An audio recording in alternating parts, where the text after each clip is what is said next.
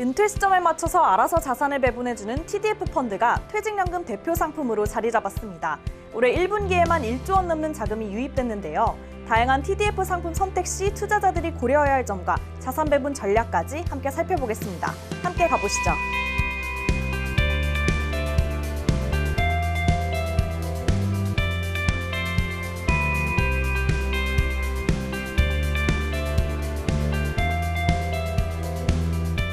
이사님 안녕하세요. 네, 안녕하세요. 미래에셋 전략배분 TDF는 어떤 상품인지 설명 부탁드립니다. 미래에셋 전략배분 TDF는 2017년 3월 달에 설정이 돼서 이제 갓 8살이 된 펀드입니다. 전략배분 TDF의 글라이드 패스의 가장 큰 특징은 한국 근로자의 근로 연한을 고려한 것과 더불어서 한국 투자자의 퇴직연금 투자 성향도 같이 고려를 했습니다. 7년도 펀드가 설정될 당시를 돌이켜보면 퇴직연금 투자자분들께서 원리금 보장형 예금에 대한 투자 비중이 여전히 높으신 편이고요.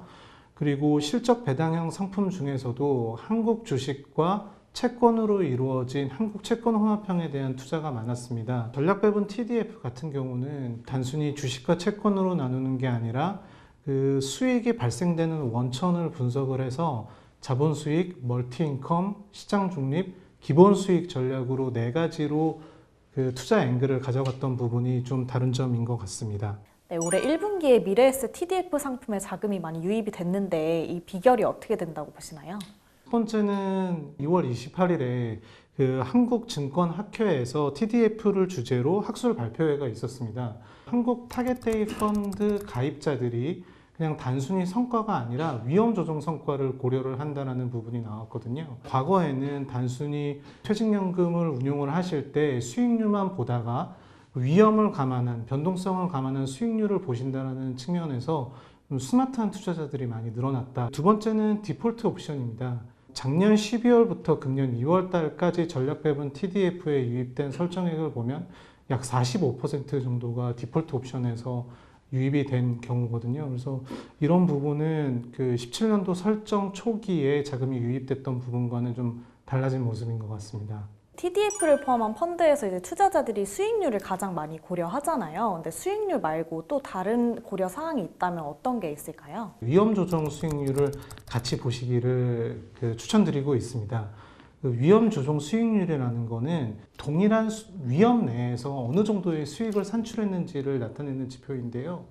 여기서 위험은 변동성을 뜻하고 있습니다. 고객분들 입장에서 성과에 대한 예측 가능성을 높일 수 있는 하나의 조건이 되기도 합니다. 최근에 시장 상황도 굉장히 변동성이 확대가 되어 있는 상황인데 그러한 상황에서 그 펀드가 얼마만큼의 최대 손실폭을 기록을 했는지 그리고 최대 손실을 기록한 이후에 어느 정도의 기간 안에 회복을 했는지까지 같이 보신다라고 하면 TDF를 선택하는 데 좀 큰 도움이 되실 것 같습니다.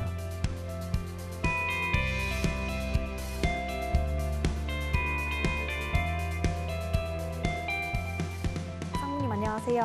안녕하세요.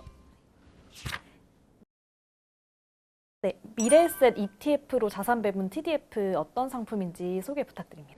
이름에 이제 그대로 나와 있듯이 이 부분은 ETF로 자산 배분을 하는 TDF다 이렇게 이제 보시면 될 것 같고요. 우리나라 퇴직연금 가입자들의 대부분 한 85% 이상이 원리금 보장형 상품에 가입이 되어 있습니다. 그만큼 원금 보전 욕구가 상당히 강하다. 그래서 저희는 그 부분에 착안해서 손실이 발생했을 때 그 손실을 회복시키는 기간을 좀 최소화시키자. 그래서 그 부분에 주안점을 두고 저희 글라이드 패스는 설계되어 있다. 이렇게 이제 보시면 될 것 같고요. 두 번째 부분이 이제 ETF 부분인데 ETF 자체로도 한번 분산 투자가 되어 있지만 그렇게 분산 투자된 ETF에 한 번 더 다양한 지역, 다양한 자산에 한 번 더 분산 투자가 들어간다. 그래서 그 분산 투자라는 툴이 이중으로 들어가 있어 가지고 안정성이 많이 들어가 있다 이렇게 보시면 될 것 같고요. 저희 ETF로 자산 배분 TDF 같은 경우에는 2022년 같으면은 하락 방어를 상당히 잘했고요. 그다음에 이제 2023년부터 시장이 반등할 때는 다른 TDF 대비 좀 성과가 상당히 좋았습니다. 저희 상품 같으면은 해외 자산의 거의 90% 이상을 환해지를 하고 있기 때문에 나는 원달러 환율이 출렁거리는 거 싫어, 환율에 신경 쓰기 싫어, 그런 분들한테 좀 적합한 그런 TDF입니다. 네, 퇴직연금 시장이 400조 원 규모로 성장을 했는데 앞으로의 좀 전망 어떻게 보시나요?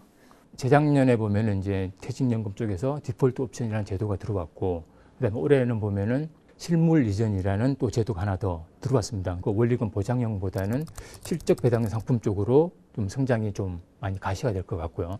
그다음에 이제 대표적인 그 실적 배당형 상품이 이제 TDF입니다. 그래서 이제 TDF도 거기 편성해서 좀 시장이 많이 커지지 않겠나 이렇게 보고 있고요. 우리나라 같은 경우에도 그 베이비부머 세대들이 이제 은퇴를 시작하고 있고, 그래서 조만간에는 이 적립금 시장도 커지겠지만 이 인출형 시장도 덩달아 커질 수 있는 그 포텐셜이 상당히 크다. 저희도 이제 그 부분에 대응을 하기 위해서 퇴직연금 인출 전용 상품도 곧 출시할 계획을 갖고 있습니다. 네, 최근에 또 미국 증시가 변동성이 이제 많이 큰 상황인데 좀 시나리오별로 자산 배분 전략을 좀 소개해 주신다면 어떤 게 있을까요? 네.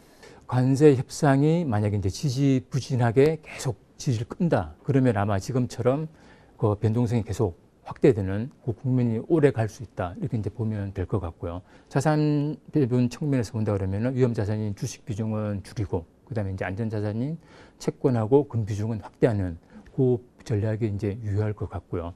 그다음에 주식 내에서 본다 그러면은 그 수출 비중이 이제 높은 거는 조금 피하고 내수 비중이 좀 높은 그런 국가나 그런 지수 위주로 이제 편입을 하는 게 더 나을 것 같고요. 채권 내에서는 금리가 아무래도 이제 내려갈 테니까 중장기 그 국채 같은 그 만기가 긴 그런 부분들이 좀 유리할 거다. 만약에 이제 일본을 필두로 해서 협상이 뭐 잘 이루어진다. 그리고 이제 미국 연방준비제도 같은 경우에도 금리 인하를 조금 시그널을 준다. 그렇게 된다고 했을 때는 변동성이 조금 잦아들 수가 있다.